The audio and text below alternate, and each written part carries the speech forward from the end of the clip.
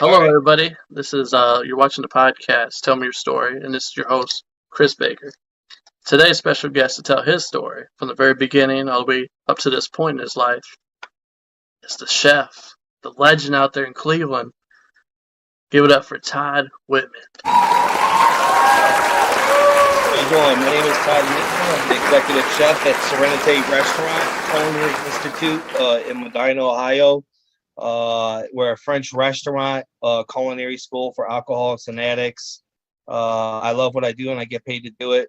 I'm going to start off with the beginning of my story. Um I'm 41 years old, about to be 42. Born and raised on the west side of Cleveland, 44th and Clark Store area. I'm the youngest of 10 kids. Hey, Mother kid. passed 10. Yeah. Oh, How yeah, was there's a that lot of growing us. up, man? It was interesting, but my mother passed away when I was 7 of cancer. My dad was a full-blown alcoholic.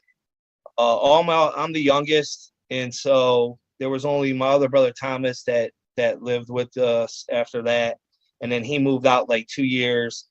I had no rules, no structure to do what I want whenever I wanted. And that just opened the floodgates for me to, get in trouble, drink. I can remember smoking weed at the age of like 10. I used to, take stuff from my brother when he would come over and visit and do parties and stuff. And, I just got into trouble. And, to me, it was exciting at that age, that's what I seen from my environment, I got to I didn't get punished for smoking a cigarette at 11, or getting suspended.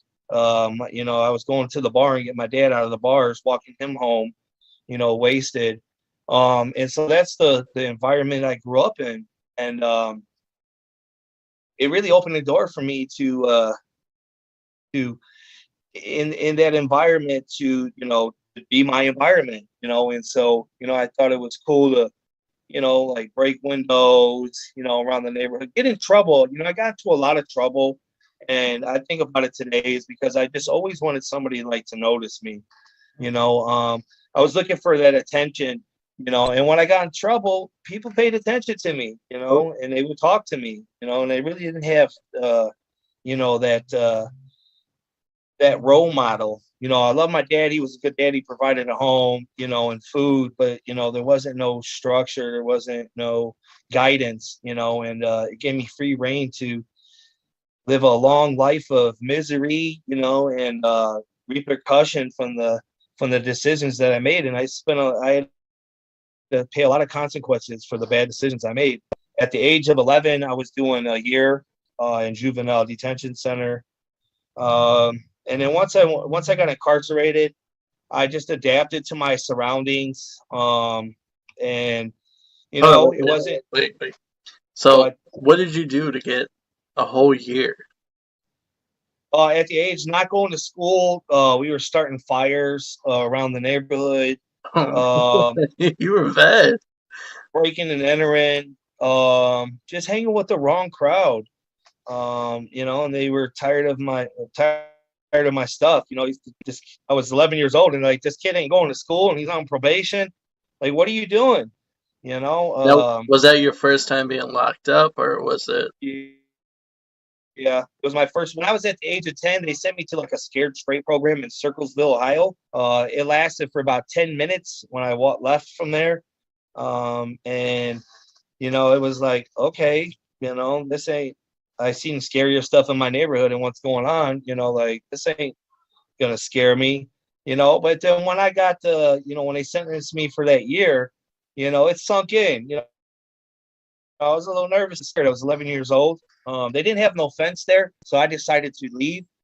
And then about 8 months later, they caught me. And then I went back there and did the year. And it was a little scary at first, but I worked out, and was eating right, playing basketball and swimming, and going to school like a kid should be. As I look back at it now, just the normal things that kids do. And then it didn't it I didn't learn anything from it. As soon as I got out, I was back into the same things in the neighborhood, Hold the on, wait, same go back. kids. kind of give us a taste, because you know how people are. Somebody watching, listening right now, kind of gets into watching people locked up, and kind of movies, So firsthand, kind of tell us and give us a taste of what it was like day by day being locked up in there. As a juvenile, it was real. I remember I got slapped by the one of the biggest guys in the basketball room. And we got into a fight. He didn't like the way I was beating him up. And growing up in my neighborhood, I got jumped and fought all the time. So I wasn't scared to fight. Uh, but just fighting, and it was tough, man. Like it was real. There was definitely some things going on that you see on TV that go on there, like some things that people shouldn't be doing with other people, and gangs, and it's association, and just people picking on people. It was definitely an experience, that I don't, recommend for anybody to go through. But I just adapted to it. I was, it was in my environment. I come from a bad neighborhood, and I thought I was a really badass. And so, I've had my nose broken 6 times, because I don't learn my lesson. Once I got over that fear of fighting, it was real in there. Like people trying to take your food, people trying to take your stuff. And if you get punked, you know what I mean? You're getting punked, then you're getting your stuff taken. And I wasn't having that. And it was rough. It wasn't easy. Like there's a bunch of bad people in jail. I mean, so did it help you out a little bit though? Did it help you become like, I don't want to go back there? Or how were you feeling once you were released? Not really. I was like, wow, this wasn't that bad. My mentality. I was like, this wasn't really that bad. I wasn't in like the worstest juvenile place there was. I was like, I kind of had like that stripe on my shoulder getting out, like, like, yeah, I just did a year. Look at me, I'm tough. And that's just the attitude and the mindset that I had. And I was just a young little punk kid that got in the gangs and was jumping people, and I was getting jumped, and it was just chaotic with alcohol and violence. We just thrived on it. So I'm Life of kind of, misery. I'm kind of looking at it like, as you got released, you kind of was like, it was kind of like a reward. It was like a badge you wore. Like, yeah, I did my 1 year, and then once you went back to your environment, what you were used to, you said, then it was just game on from there. Definitely game on. I got into the drug scene when I got out. There was a lot of drug dealing, drug using, alcoholism. I mean, I grew up in a bar. My dad knew all the bar owners. They stay there way past hours. And as I got older, I was able to get in those bars anytime I wanted to and drink whenever I wanted to. It was very well accepted. Back then, if you were a parent, you can allow your child to drink if the parent said so. Back in the 80s and 90s, and boy, that really, that I thought that was really cool. Being able to drink with the older fellas, and get into my neighborhood. It was an experience. What were Of you sipping on? of fearlessness. What was you drinking? Do you Sorry. remember? Oh, Jack Daniels. My first old 8 ball 64 ounces. When I was growing up, Old English was the shit, and Colt 45. And back in the early 1990s, they had these big 64-ounce jugs instead of 40 ounces. And man, like that was cool, and we would be able to buy them from the store because we know the people at the store and we were doing illegal activity, selling the store illegal things, so we got, Mad Dog 20, the 40, Old English, the 64 ounces, Coke 45, Old Mickey's, just a young kid, just like trying to get his hands on anything, trying to get drunk and acting wild, and that's it. All right, for anybody that's watching right now, for as many times as he says, take a shot. I'm just messing with you. Oh no, that's okay. Take a shot to misery lane. I mean, everybody's not an alcoholic and addict, and I know I am. And I understand that, there's some people that can take a drink or do a drug and they're not addicted. I am, I drew over the line. I stepped over the line, and I understand that, there's folks that come into the restaurant and they drink one glass of wine with their fine dining dinner, and it amazes me. I'm not that guy. Like, I cannot just drink one. I cannot just have one. When I pick up, I lose my home, I lose my kids, I lose my freedom, I lose my spiritual, my soul. I end up in places that I really don't want to be, and that's just a proven reality of substance abuse with myself and alcoholism. And that, yeah, that you're because that's pretty much from at a very young age adapting to it and just drinking the heavy stuff at a young age, and then once you got to just a certain age where it didn't affect you no more. So I can kind of understand what you're saying.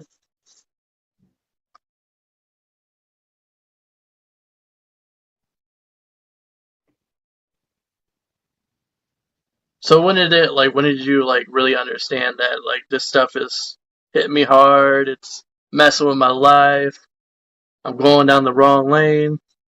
When I was 20 years old, I got into some trouble. I was drinking some liquor, and I ended up getting into some trouble. I had a gun, and I had a 38 automatic loaded, a revolver, not automatic, I'm sorry. And I was so drunk that I was shooting at somebody 2 houses away from Second District. And I got pistol whipped. I was shooting at the guy. And I was like, wow, this is really this is really a problem. If I'm 2 houses away from the police station shooting at somebody, this is a real issue for me. Like, there's no fear when I put that alcohol, that substance in me. It all goes away. I think I'm Superman. I can do anything I want to anybody, and anywhere, and that's crazy. Full flight from reality. And so that was a problem, and I almost spent a lot of time in prison for that, and I didn't. And the gentleman that I actually shot at, he ended up, I was 20 years old, facing improper discharge of a firearm into a habitation in a school zone, because right by Second District is a school. This is at like 2 o'clock in the morning. Felonious assault with attempt to harm. And so once again, I'm in jail. Was in there for about 9 months, and the gentleman that I got into altercation with, he ended up getting into a car accident and passing away. And so this is a God moment for me. Was like, God intervened, and they didn't know what to do with me, so they gave me 5 years probation. I ended up copping out to an F3, improper discharge of a firearm into a habitation in the school zone.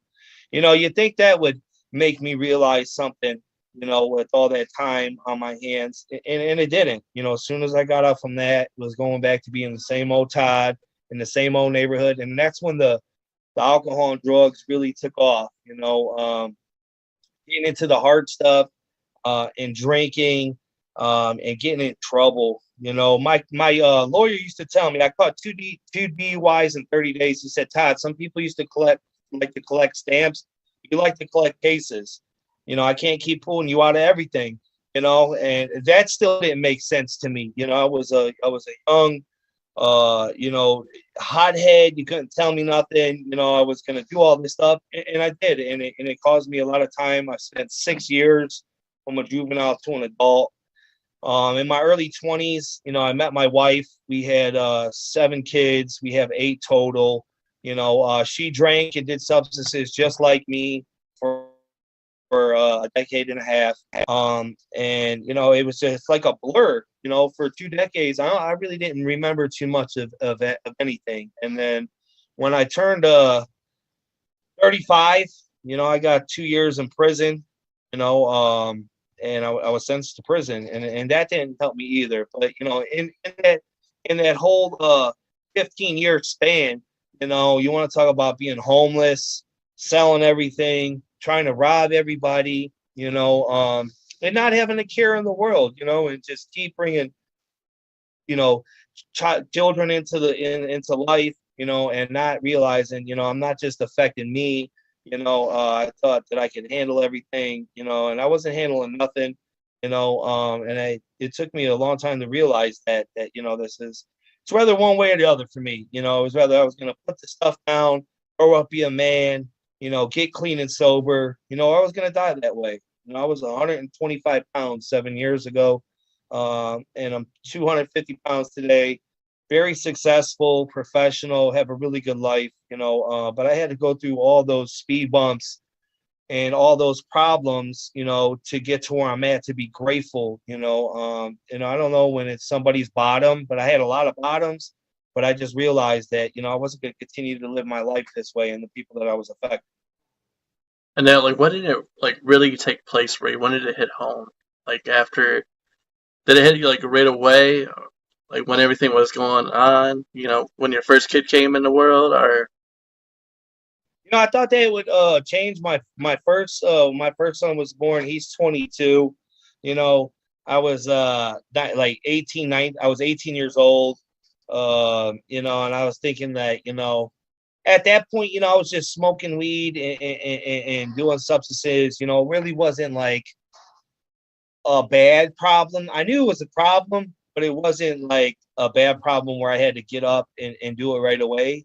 Um, but it just escalated. It didn't matter the kids, the wife, no matter what happened, it just wasn't enough. I used to say I love my kids and then my wife, but then my actions would speak different. I'd be out, doing things to get what I got to get, not caring about what's going on at home, not paying the rent, not paying the bills, could never have nothing. It was all about the vicious cycle of addiction. It was all about that, and I learned a lot about that, being in recovery, and it's taken a lot of hard work to dissect through all that.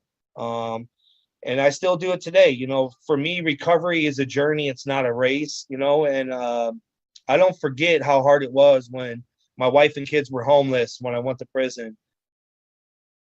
And when I got out of prison, starting from all over again, not having nothing, and then getting out and doing the same stupid crack, smoking crack, shooting dope, and I just took a look at myself and I knew I had a problem, and I went up to my parole officer and I said, hey, I got an issue. Can you help me? And she said, well, what's your issue, Mr. Whitman? I said, I'm a alcoholic drug addict. And she's like, yo, come back next week and give me clean urine. I was like, did you just hear me? You know? And so the like 2 weeks later, they just ended up locking me up, put me in the county jail to dry out. And then that's where my journey really began, from change. I got into CATS Community Assessment Treatment Center in Cleveland. So instead of sending me back to prison for 9 months, because that's what happens when you're on parole, you get a sanction, they put me in treatment, and I really took that time and that opportunity to really, really work on myself. It's for the first time, I was like spiritually broken, mentally, emotionally, I was 35 years old. I didn't have nothing, my kids look at me with the disgust. So did my wife. There was nothing good about my life, and I knew I had to do something about that. And so, I started doing that in treatment, and I get in the kitchens, like I always do, because, I want to eat up and bulk up, look good, get back out, but, got into the kitchen there at CATS Community Assessment Treatment Center in Cleveland. And Mr. Brown, the gentleman who runs the kitchen there, said, hey, there's a good program on Shaker Square called Edwin's. It's a second chance culinary school for convicted felons. I think you'd be good for it. I was like, you know what? I always love food. So in the early 1990s, I worked for Desperado BBQ and ribs. I went all over the country on the rib cook-off. It was great. I loved it, loved meeting different people, got to visit different places. So that was exciting to me. So food has always been exciting. My cousin's husband owned Italian restaurants for years, worked on and off for him in my mid-20s, but didn't get serious until I got clean and sober. Total abstinence is the key for me. And then going through treatment, when I got out of CATS, I got right into the Edwin's program. And it wasn't easy, but it wasn't that hard either. I had this new way of life. There was 48 of us that started in my class. only 8 of us graduated out of my class. It wasn't because they couldn't graduate, it's because they didn't have the willingness or determinedness to go through a program and learn a skill set, and then it can help get you a job, and people used to look at me and be like, why are you so happy? And I'm like, well, I'm not shooting dope and robbing people or getting beat up by the head with a baseball bat, because I did things that people that, they wanted to kill me, and that's how I live my lifestyle. And so I had this new way of life, and we were only making $2.50 an hour, man. You want to talk about eating a piece of humble pie? That's what we made at Edwin's, but at that time I didn't need a lot of money. I needed to center and focus on working on myself and my career. I took the bus for the first year and a half, man. I was to take the 10 and up to the Green Line. We lived off of 93rd and Miles. And I don't forget how hard it was, just going through those struggles, and those hard times and getting through, not knowing, that's why I got into the program, because they were going to find me a job, and I just took it serious, and I got a good recommendation. I got into Parker's. It's a new American fusion restaurant that used to be on East 9th in Cleveland. It's called Parker's, McKipton Schofield Hotel. I was there right when the Republic Convention was in Cleveland. We opened up. It was a beautiful restaurant. We did like $4 million in sales the first year. And I just got to learn and work around food. They used to offer me a drink for like the first year. They'd be like, I'd be like, only clean and sober dude there. They'd be like, oh, we did good in sales. Here's a drink. I'm like, dude, I don't drink. They'd be like, dude, smoking bud in the freezer coming out. I'm like, man, I don't, but that was their thing. You know what I mean? And after a year, they stopped offering me, stuff, and they respected that, and I was just like a sponge there. I wanted to know what everybody knew. If you had knowledge, you know what I mean, I was sticking to you like glue, and I was learning it because I knew that I could be as successful as I wanted to be as long as I paid attention, stay clean, and strive to be the hardest working person in the building every day. And I still keep that mentality, and it is paid off. I was there for 2.5 years. I was under a great chef named Andrew Gorski, good owner, James Parker. I cooked for a lot of people. Go ahead. I've got a question for you. So when you were making an adjustment in your lifestyle, how hard was when you were, first getting into it?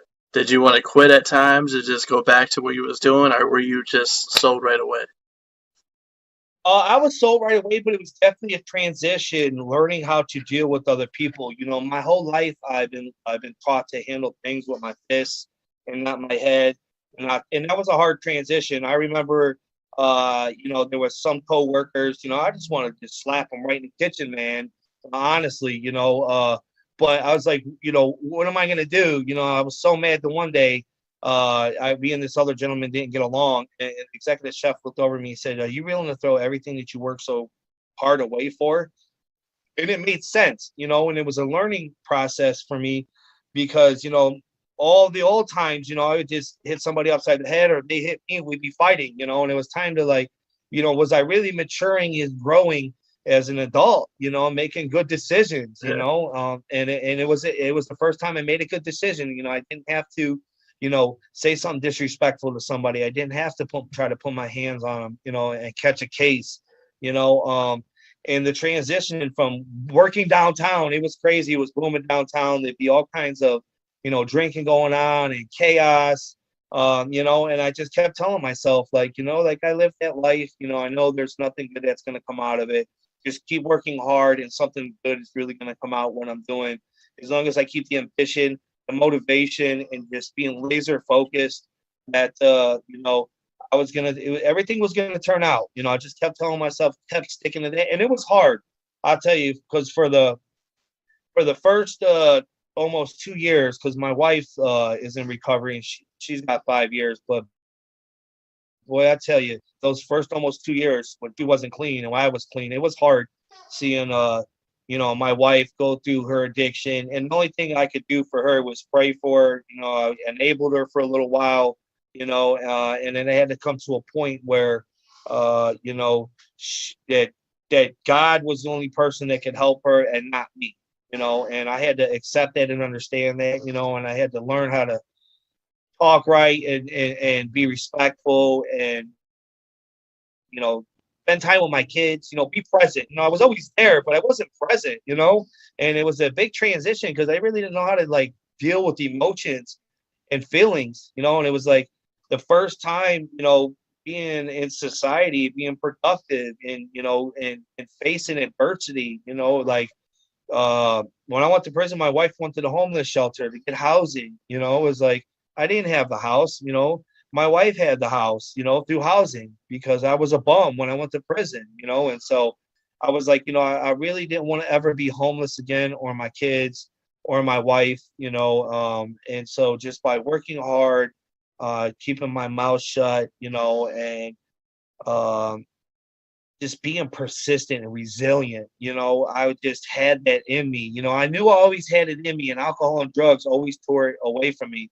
And the further that I got away from that drinking that drug, and I kept working on my attitude and my behavior and my people, places, and things, man, that was huge. My time before that I was clean for a little bit, you know, I couldn't stay clean because, you know, I was used to selling drugs and I was used to hanging around with people and birds of a feather flock together, you know, and my support team around me and good people around me was like, listen, you know, you're gonna fall short. You can't keep doing and hanging around with the same people and doing the things, you know, like, oh, I got this, you know. And that's when I went to prison 2 years. And so I knew like I had to change everything about me, you know. And there's not one person that I used to run with and do stuff with that calls me and congratulates me on the good job that I'm doing. I have real relationships with people today. It's the most awesomest thing that I have in life. You know, I'm super blessed. The opportunities come so plentiful. You know, you know, I got choice today. I got opportunities. I'm in a really good place. I have a really good support group, and I love food, man. Like food, I put, you know, it's healing for me to work with food, you know, and I put that creation into food and what I was taught. You know, I was under a great French chef here named Gilbert Brujois. And once I learned the French technique of sauces and braising, it just took me to a whole nother level in my career. And let me tell you, this guy has been in the industry for 50 years. He's like a Gordon Ramsay-esque, man. Like he would like belittle you and make you feel this big, you know. But then he'd be fine 2 minutes later, you know. And you had to have thick skin, you know. And he just was so talented, you know. And I just did whatever he asked, you know what I mean, and just learned as much as I could while I was under him. I'm very grateful for him. He worked me 6 days a week when I first came here. I was the only person for 9 months straight working 6 days a week, 70 hours a week. He Wow. was trying to break me. You know, old school chefs, you got to earn their trust. And, you know, about that ninth month mark, you know, he just opened up the secrets, you know, and he showed me techniques and things that, you know, he normally wouldn't show people. And I gained that trust. And when COVID hit, you know, he left and I took over. So here I am. I've been here almost 4 years. I've been the executive chef over two, and just took what I learned and just keep creating really good dishes, making menus, teaching others, and just very thankful for what I've learned, the people, you know, that I've been under. Um, so it's definitely, you know, it's life changing, you know, and I tell people that, you know, like don't let one bad decision define who you are and your outcome of your life. Because if I could do it, and there's so many other people that have changed their lives, you know what I mean? If it's not alcohol or drugs or it's bad decision making, you know, it's so much, you know, that people change and get to a better place in life, you know. And once we figure that out, you know, and we hang on to that, you know, it's a beautiful thing, you know. And there's so many other people that are doing good things with their lives and helping others. Now, was your chef though? Could you see that as like your possible like you seen him as more of like a father figure to you? What, the chef I was under? Yeah. Yeah, yeah, I would definitely say so. With Chef Gilbert, he was older, but I tell you, like the father figure, to be honest, was my sponsor. My sponsor, Andrew McAuliffe, he is really like a father figure to me. He's a two-time convicted felon. He's 76 years old. He's been clean for 38 years. He's done time in Georgia State Penitentiary, Florida. That's where I met him when I was incarcerated. He would come in and do these meetings. And then that's why I really like learned about recovery and started opening up.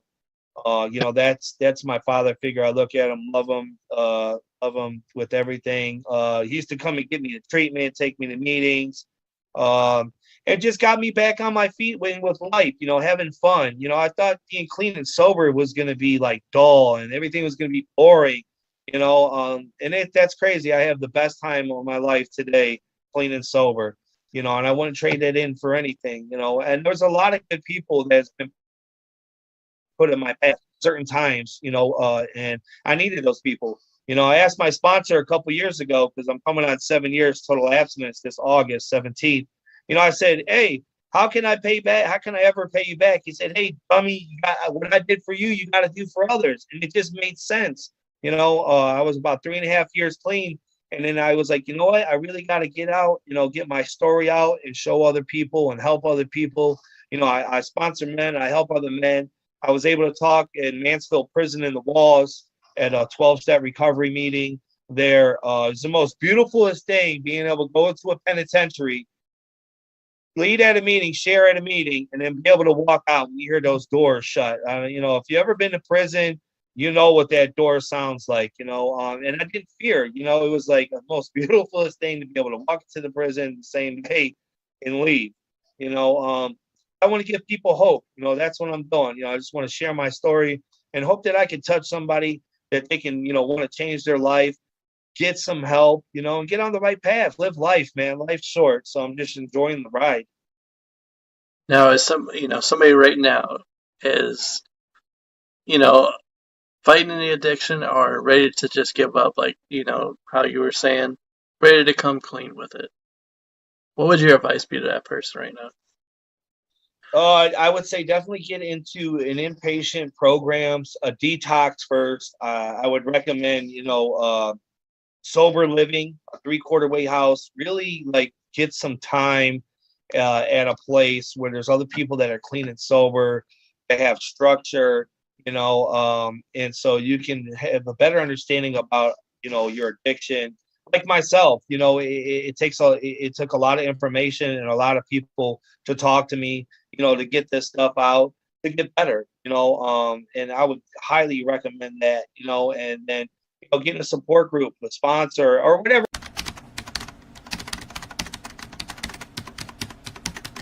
Get back into it.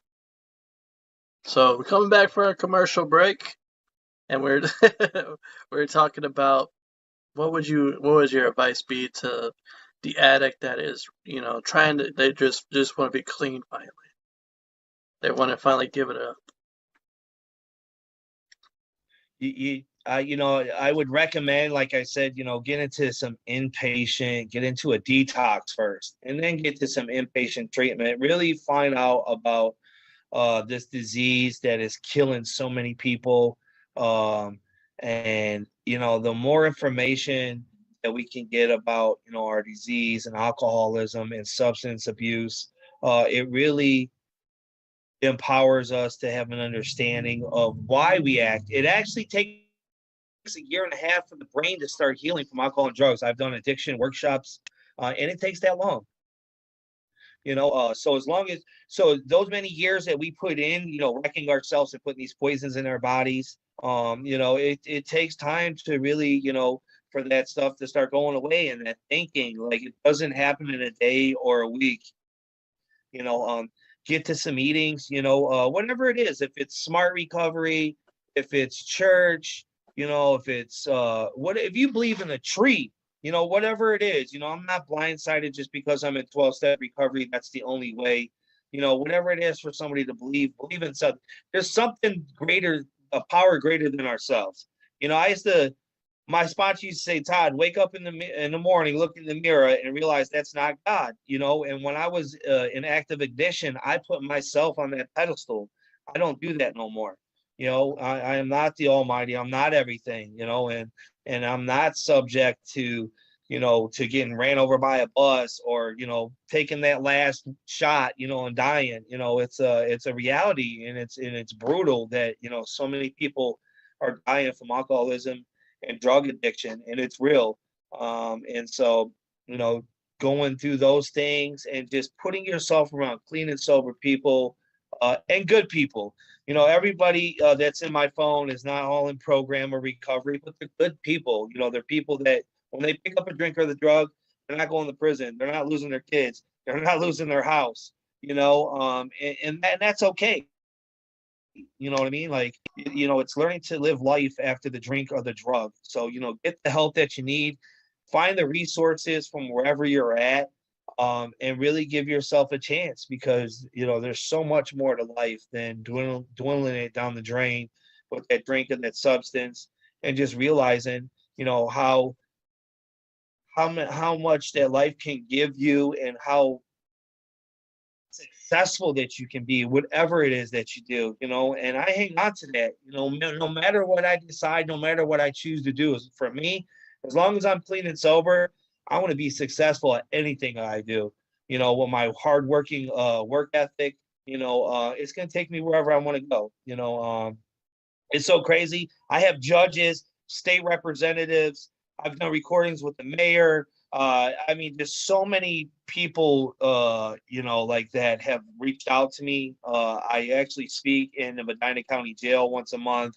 I do free cooking demos in the senior facilities out here. I do free cooking demos in CATS Community Assessment Treatment Center in Wadsworth, Licata in Wadsworth. I'm getting it to Stella Myra's down in Cleveland. Super excited. That's where I'm from, Cleveland. I used to go to a lot of meetings there.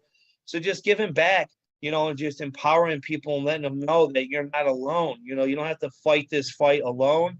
And once you understand, you get into the we, you know, that there's help, you know, and don't be afraid to ask for help. You know, for so many years, you know, I had that macho man attitude, like I don't need to ask another person for help. That's bullshit. You know, to me, it truly is. You know, I had that mind, that concept of, you know, and that's my strongest point today. You know, I can openly talk about myself and to people, and I can ask for help when, you know, when I need it, you know, and that's okay. You know, and work on the F word, feelings. You know, people don't want to deal with their feelings, man. You know, and if you learn how to deal with your feelings and you start recognizing some things about yourself and you start putting the work into it, just your life will be, it will be better. It's not peaches and creams because, everybody that I know that's clean and sober is not, you know, a really happy person, you know, and there's things that we have to do to, you know, I got clean and sober to be happy, you know what I mean? To live life, not to be miserable and angry, you know, and I just continuously to work on myself to be a good person, be positive, be a role model. You know, this is crazy that I have, you know, people ask me, you know, and ask my advice and want me to come around. You know, I was the guy that you would call the police on if you see me walking through your neighborhood. Now I have people, you know, in the political world asking me for advice, you know, and asking me to come, you know, do some meetings and share, you know, my story. And it's just such a beautiful thing, you know, get the help that you need. Um, and you know, don't wait. Don't be afraid to ask. You know, do not be afraid to ask for help. And the coolest part, I just hearing you and listening to your story, just you know, the 40 minutes we've been on so far, is just seeing God's hand over your life. I mean, talk about like just being a criminal pretty much your whole life up to this point, and then just like that, man. I mean, that whole year you found somebody, you know, and it could be like your guardian angel in a way, or you know, God sent to say, "Hey, man, I'm not done with him yet. I got stuff for him to do."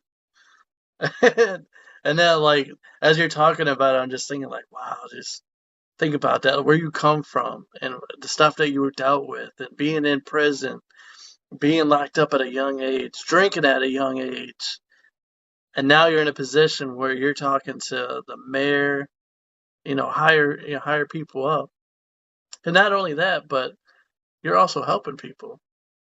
You're helping people just recover. Say you don't need to do that. You got so much more potential inside of you. Really, as I'm speaking right now, the person that's watching or listening, I just want to tell you, you do. You have greatness inside of you. Don't be afraid to show it off to the world. You nailed it on the head, man. You nailed it on the head. Everyday greatness, you know, and God, you know, God has put people in my life, and he had a plan for me, he really truly had a plan for me. And I don't, I mean, offend nobody, but I don't piss on God's grace anymore. I really am truly humble and grateful for the opportunities that I have today, and I put the hard work into it, and the beautiful people that have helped me along my journey. There's just so many countless people that have been in my path at certain times to get me to where, I need to be, get me into that direction, to say, hey, this is not how you're supposed to do it. You know what I mean? Get yourself going in the right direction, and resources, you know what I mean? Having resources and having a support group, having people to talk to where you can really like lay it out on the line and not feel embarrassed or ashamed of what's going on. I mean, I've had my brother, both of my brothers overdose and die from alcoholism and addiction in the last couple of years. My father, good friends and family, they're gone. They ain't coming back. They used to say, Todd, that was going to be, we always thought that was going to be you, and it's not me, and so I got a purpose in life, just to be a good father and a husband, and be a good productive citizen in the community, and to help others and share my story, my experience, strength, and help, to help them to, change their life. And for the students here at the Restaurant Culinary Institute, to really impact them. There's no big eyes and little We's here. Our assistant manager, she's done federal penitentiary time. Our general manager has, did a little bit of time. The sous chef that I have under me, she was in Marysville for 2 years. So, when we get the students in here, and when they get to our program, they have to go through our recovery center first for this first 6 weeks, making sure that this is a right fit for them. They have like parenting classes, GED, life skills, 12-step recovery meetings, smart recovery. There's Family Anonymous. There's all kinds of stuff, for 6 weeks that go on. And then they transition over to the Culinary Institute, the restaurant. We just don't want to just put them in the restaurant, because restaurants are hard, man. It's tough. It's hot. It's fast paced. But we get them over here, and I have a 16-week curriculum. From equipment to culinary math. I teach Serve Safe here. I'm a proctor. The 5 mother sauces I teach. 3-2-1 pie dough crust ratios, 3-1 vinaigrette ratios, how to break down whole salmon, whole meat, octopus, all kinds of stuff, and then they switch on to the front of the house. After they do my curriculum, they go to the front. And in the last month and a half, they get to choose, because we help get them jobs. I mean, I just got the last batch of students. One of them, I got them into the Fairlawn Country Club. Like they're going into nice, decent paying jobs, graduating from here. That's what this program is designed. We were 4.9 stars on Google, top 10 on Northeastern Ohio on Open Table. We just got 4 awards for the Cleveland Magazine Silver Spoon Award. I'm not trying to gloat, but we won Taste of Medina at the Weymouth Country Club. Last year I did for almost 500 guests against 12 other restaurants, fresh lobster mac and scallion on it. So work really hard with the team, always creating, always coming up with different stuff on top of the classical French menu, and just showing the students, and the guests love it. And I come out to talk to guests. So if you ever come here, or other guests know, I come out. Executive chef comes out to talk at the table to see how it was, and they're like, "Thank you, chef. Thank you for cooking a good meal." And I let them know I didn't even cook anything. Very rarely do I have to get on the line unless there's 50, 60 tickets on the board. Then I have to get on the line, if it's that point. But I let them know, the students and staff that I taught how to execute correctly has prepared the meal, and they're just in awe. They're like, really? You got to be kidding me, and that's what good leaders do. They lead and teach, and show others to be successful. It's not all just about me getting all the glory and all the fame from everything. I let them know. I come back into the kitchen, and you just see this big smile on their face when I taught them how to sear a fish, and our sous chef did, and other staff that worked here. And they're just like, really? And we do this cool thing called a Bananas Foster tableside dessert. So if the students in the kitchen are a little shy and nervous, and it kind of helps them when they go to the front of the house. So they're at the table doing this flambe, and they get to talk to the guests. At first, they're nervous. After about 4 or 5 times, we stand by them, make sure that they do it correctly, and then they're like, "Oh my gosh, this isn't that hard." But it's just food. It's not rocket science. That's why I got into this business. It was felony friendly, and and I love food. And it's to me, it's hand over fist. I just studied it and just always continuously to work on doing different stuff and execute correctly. And that's what we do here, man. And just thinking Yeah, about just for a moment, just thinking about it, that scripture is coming in my mind right now that your faith being as small as a mustard seed, but can move mountains. And that seed was planted inside of you from your chef, and now you're planting that seed in others and watching it blossom. Man, isn't that cool? Isn't it man, amazing? it's a beautiful thing. I mean, both chefs. I give credit to both chefs that I've been there. Chef Andrew Gorski, and Chef Gilbert Moulois. And other people too. There was pastry chefs. I mean, man, when I worked downtown, we cooked for Hillary Clinton, Bill Clinton, LeBron James, Matthew McConaughey. I cooked for a lot of people, even here. So we treat everybody like VIP, but they definitely showed me the way, both chefs, how to prepare food, the how and the why, and to really, help me be successful as I wanted to be, and they took the time to show me. And it's super important to be under a good chef. You could go to these fancy culinary schools in New York and all these other places, but being under a good chef, when you get out of culinary school, you're not going to be a chef walking out of there. It's not easy like that. When I worked downtown on East Ninth, there was people coming out of culinary school thinking that they were going to be a chef walking on the line. It wasn't happening. You got to get there. And same thing I thought too when I came out of Edmonds. I thought it was all about cooking. They dropped 100 pounds of potatoes on me, 100 pounds of onions, and said, "Get the topping." I was like, "What is this?" When I learned, how to use my knife, I learned how to read recipes. I learned how to sear fish, temp steaks, and then work on my finesse downtown. But then when I got here under Chef Jobert, once I learned sauces and braising, the French technique, and the style of cuisine, it just took me to a whole nother level in my career. There to me, it gave me the basis to do whatever it is that I want. Any sauce, and braising, it's phenomenal. I mean, we do a coco vine in the winter, we do a braised rabbit. So Chef Joe said, "It done," and I'm gonna do some impression. "It done the rabbit." I said, "What? A rabbit?" He said, "Yes. Did you hear me or not?" And I said, "Yeah." And so it's a white wine Dijon mustard sauce, braised rabbit leg. It is phenomenal. So just trying different stuff, learning different stuff, and it's phenomenal. And so just working with different food and learning under the chefs that I learned, and just always creating. It's always exciting and get to help other people. Man, I'm just super blessed to be in the opportunity and the position that I'm in. And it's pretty cool making menus and specials, and it's super exciting. Now, and just in case anybody's wondering, it's gonna kind of change here a little bit. That's okay. When did you when did you come to God? When did your relationship first develop? Well, as a kid, I grew up. Well, there was Lutheran pushed on me, and I knew there was a God, but I got away from that because it was like a punishing God. If you do this, this is gonna happen. And I'm like, oh, this is bullshit. And then when I was locked up, probably in 2010, it was like the first time that I had a spiritual experience.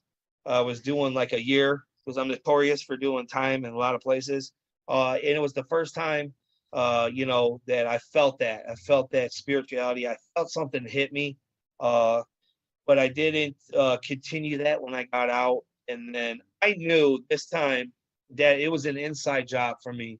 I had a void here, and I used to try to fill it with sex, money, and drugs, and alcohol, and chaos.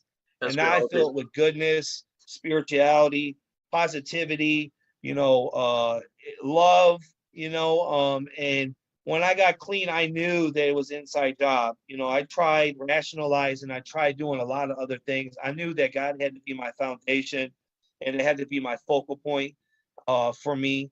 There's got to be a potter greater than yourself, and for me, that's the first thing I do when I get up in the morning. I'm like pottery in the morning. I'm shaping myself. That is the very first thing that I do. And I'm talking to my sponsor, we're texting my support group. And this is by like 6:30 in the morning, man. That's how I start my day. And so, at that moment, I always had those times where I would pray to God and I'd be like, just get me out of this jam one more time. And it wasn't, when I prayed, it wasn't, hey, get me out of this jam. It was like, God, can you help me? I really need some help. I really don't want to live like this no more. I'm tired of being mentally, spiritually and physically just bankrupt, and it was something happened, man. Something happened when I said that prayer. And then, I never prayed on my knees, and my sponsor said it. I was in treatment, and he said, Todd, get on your knees and pray. I said, get on my knees. Yeah, he said, get on your knees and pray. Try it for 30 days. If not, don't do it no more. And I've been doing it ever since. And it has helped me tremendously. God, I'm super blessed. I have beautiful people, beautiful blessings in my life, and God has put people in my path at certain times.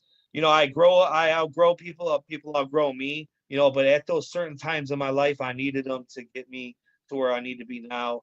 So I'm just super grateful, and I always knew that, that there was something, and I was always doing the wrong things and always turning my head, but I really truly believe that, that there is God, and whoever, I have my personal belief, but there's definitely a God. There's something power. There's a power greater than ourselves, and it's not us, and if we understand that, it can really get us in that right direction and that right mindset. I used to be addicted to alcohol and drugs and money and sex. You know what I mean? That doesn't rule me no more. And it's just a true miracle. What God can do in someone's life. Just how cool that is. So, but you probably heard it throughout your life because you got saved at a young age, and a lot of people, like you said, try to fill that hole in their heart that only God can fill with drugs, sex, anything, porn, just anything. And really, I mean, the battle is hard too, especially when you're doing wrong because He gifted us with the Holy Spirit. And that's that inner voice inside you that you always would hear. I know you heard it when you would be out doing something wrong. And you'd be like, come on, man. What are you doing? Come on, man. This ain't what I got Definitely. planned for you. And you would always feel that inner voice inside you.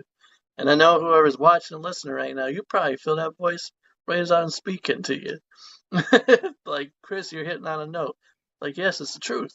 That's the Holy Spirit, the worker, trying to tell you, like, hey, He's got more plans for you. I don't want I to get totally, too deep into I it, but totally believe in that, man. I mean, you hit it on the head, man. There was so many times that I didn't listen to that inner voice, and I always went against the grain with it. My wife would tell me too, and it's so true. I don't ignore that inner voice no more. I don't ignore the blessings and the signs that God gives me. I don't ignore, the beautiful people that are in my life today, and I don't ignore uh, all the success and all the good things I have today, and from the good people and the relationship that I have to get to me where I'm at. It really centers me.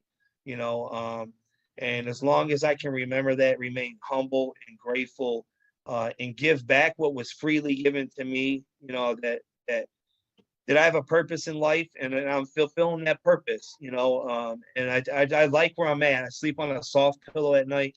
I didn't have to do things that I used to do to hurt anybody. I'm a good person, and so laying on that soft pillow at night, man, feels really good. For a long time, I slept on a hard pillow, even if I even had one. And now it's a beautiful pillow now. It's a beautiful life. Life's got its ups and downs. And I just found a better way to deal with things without having to pick up alcohol or drugs or making a bad decision, and making things worse. I've learned to deal with problems and get through it on the positive side with good people and God. Always continue to listen to that voice because you want them blessings to flow, right? Absolutely. You got to continue to listen to that voice. But the second you say, I got this, I can take this, because that's what happens to all of us, I would say all of us, is the second we decide we can do it on our own, is the second we make the mistake. We let go of God's hand. I'm turning this into church, but I'm just preaching the truth here. The second you let go of God's hand, what happens? Everything goes downhill from there. Sure So does. always listen to that inner voice, man, and you'll see success. Continue. The blessings will continue to pour. But man, that is cool to see you come to Yeah. God and just, if you could go back and just talk to yourself, to your younger self, what would you say? Uh, I would have probably got clean 20 years ago. I bought a house a year ago, and I think to myself now that it's gonna be, and it's okay. I'm gonna be 69 years old by the time I pay this house off. I would say, be smarter, get clean and sober sooner, make better decisions. Be a better person. It really doesn't have to do with the money. But I think about that a little bit. About being financial okay, but just not going through the bad things and not hurting the people that I hurt, and being able to not have them go through that. My wife and kids and my dad. My dad didn't even get to see me clean when he was alive, um, and just being able to just get a relationship with God. He's always been there. I turn my back on him, and just would have really, made wiser, smarter decisions, and not, taking care of my body. I do that today. I damaged my body for a long time, and just not hurting the people that I love, and was able to not put myself through that or my kids or the people that love me the most, and just really would have did better. But, I can't change that. All those things that I put myself through, and it really defined me and made who I am today. And so I understand it. I accept that. I have acceptance in my life today, and that's okay. And I just take it with a grain of salt and just try to be the best me every day. And for the things that I can't pay back, for the people that I've done wrong to, just doing the next right thing, giving back, doing things in the community. That's how I give my payback to people that I did wrong to. I can't make amends for all the things that I've done wrong, but that's how I make my amends, by doing something good, being selfless and helping others. That's how I can fulfill those things, for the things that to the bad things to the people that I did to make up for that. So that's the way I look at it. I don't dwell on the past. It happened. It helped me shape who I am, the good, hearted person that I am, and strong, successful executive chef, and leader, and matured, and so it really has put me in a really good place in life, to make good decisions and to be super successful. Now you're just living out your testimony now. Oh yeah. How incredible that is. You ever think about writing a book? Yeah, I had somebody ask me if I wanted to write a book. Supposed to be getting with a ghostwriter maybe the end of this summer. Yeah, it's definitely something that I would definitely look into. There's a lot of my story that I didn't talk about. We only have such amount of time to, but yeah, definitely. I definitely would like to do a book. It's overcoming adversity, coming from poverty, into addiction, and through, having 8 kids and a wife, and my wife going through addiction, and us being homeless, and me going to prison and making a lot of bad decisions. And then from that to, from where I started off in being in recovery almost 7 years ago, and my wife over 5 years ago, and where God has transformed us now. She's a social worker advocate for family services, so she gets to help women. I get to help men and women at my job. and we get paid to do it. She used to be the client, and now she works for them. That's it's funny how things happen that God makes a path and an opening for us. And it's just such a wonderful blessing. To where I'm at. And the good things that I've changed, and the good people that I've helped and I continue to help, and you know. We're or upscale French cuisine restaurant, and from all that, and just putting it all in one, it's a good comeback story. Everybody loves a good comeback story. Yeah, right. And just how lovely that is, though, man. Something that was once your crutch is now your strength, your power. You're giving back to the world and helping others. It's like, no, that you don't need that to be your crutch. That's your strength, man.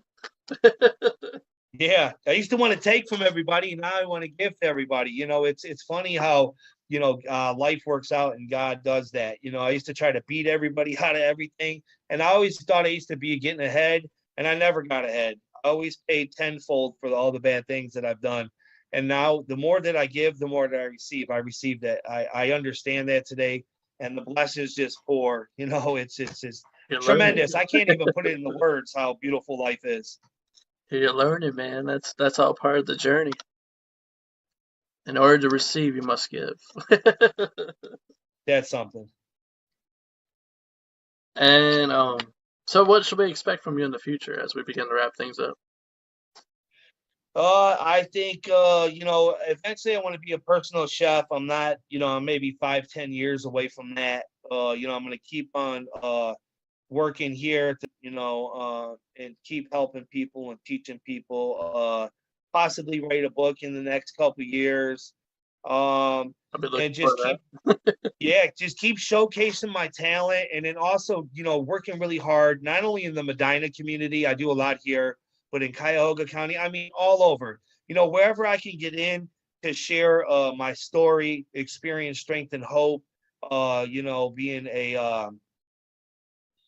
a beacon, to people and just saying, hey, like, look at me then, look at me now, and that you could change that. You don't have to live your life like that. And there's a lot of us, that are doing, are successful, that went from where we were to where we're at now. Motivational speaker, and just empowering people and sharing our story, sharing my story, getting it out there, and just keep working hard. Sky's the limit. I don't know what God's got in store for me, but I know it's pretty good.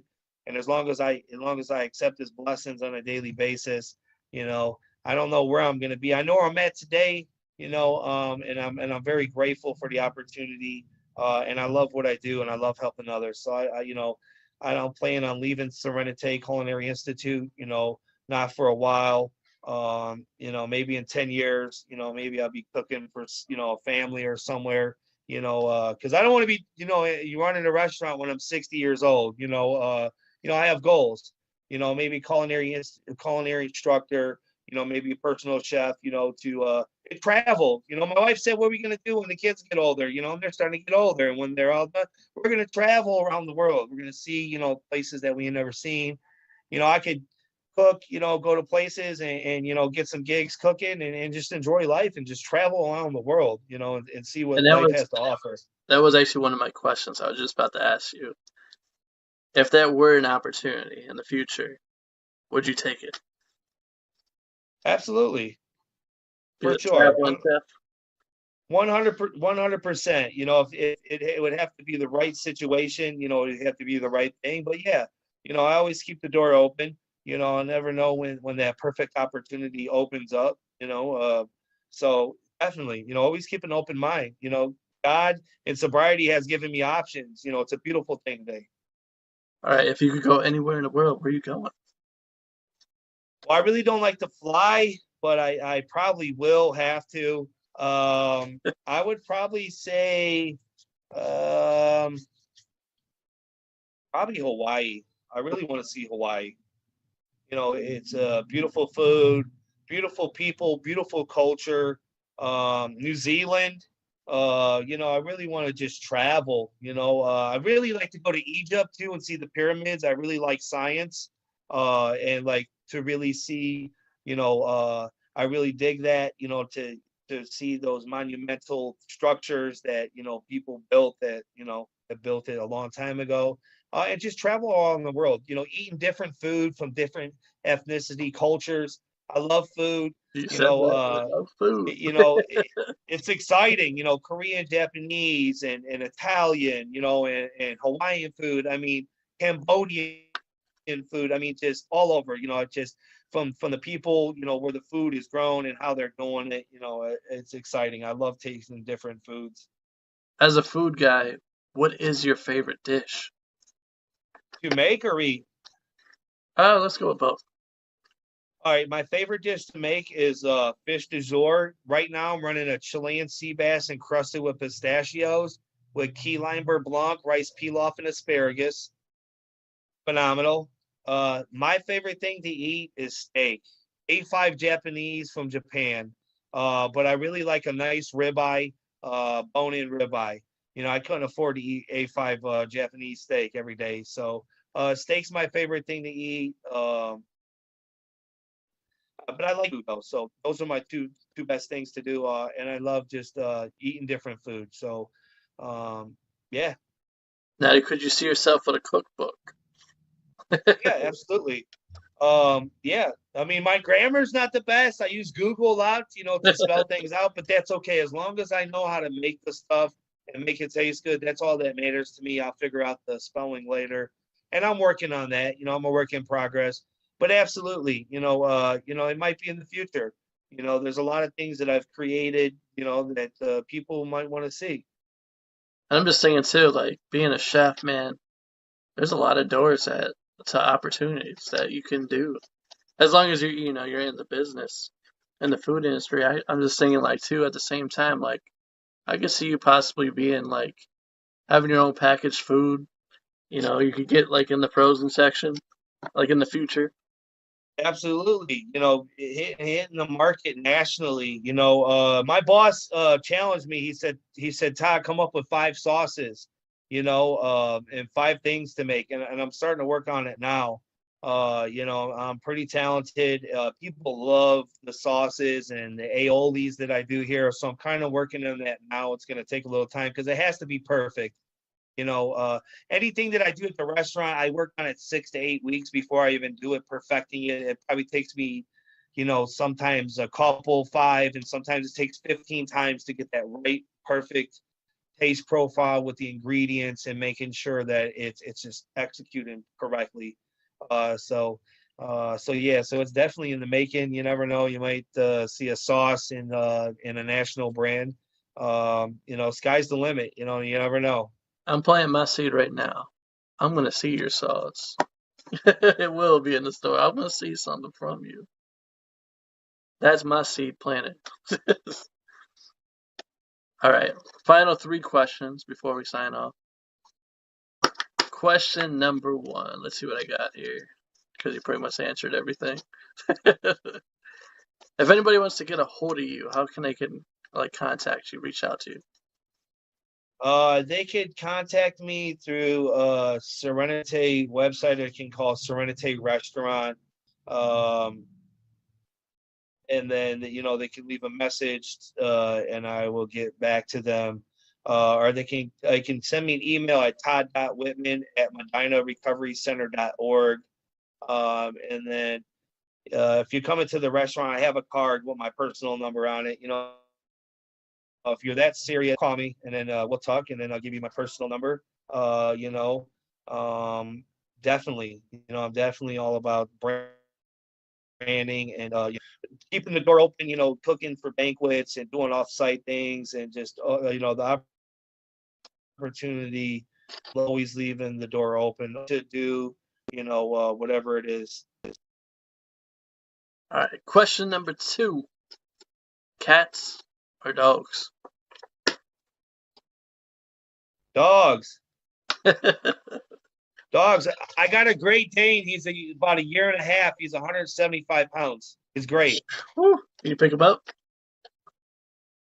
Yeah, yeah, but I'm a little bit older. It hurts the body. So, yeah, he's yeah. When we about 2 years ago, we lived in Warrensville Heights for a couple of years, and I work a lot, my wife works a lot, and we're like, we want to get a dog, and so we got this dog, and then we bought this house a year ago. I live in Berea. It's a beautiful place. And so I had to buy this really expensive fence to keep him, you know, he's a beautiful dog. He's not vicious, really good with the kids. So it's a beautiful thing. Great Danes are great. Now, can you clip his nails? My wife does, not me. I've always tried, and every dog I've had, man, has fought it. It's like, nope, you ain't clipping mine. Yep. All right, the final question. I think I already asked you that, but where are we going to see you next? Oh, you're gonna see me all over. You're gonna see me all over. I'm on Live with the Moss Man on News Channel 8. Thursday. I'm in communities, always doing cooking demos for seniors, treatment centers. If you really want to see me, come see me at Serenity Restaurant. Come show your support, eat a good meal for a good mission. And yeah, come have fun and eat good, and share the blessings. All right, Todd, I just want to say thank you for coming on, man, and telling your story from the beginning up to this point. And you're definitely going to hear more from him in the future. So, Thank you very much for the opportunity. I really appreciate you, Chris. and if anybody else would like to come on the show, it's an open podcast, open platform. Just hit me up. You can find me on LinkedIn, Facebook, Instagram, all that good stuff. But anyway, I just want to say thanks for watching. Thanks for listening.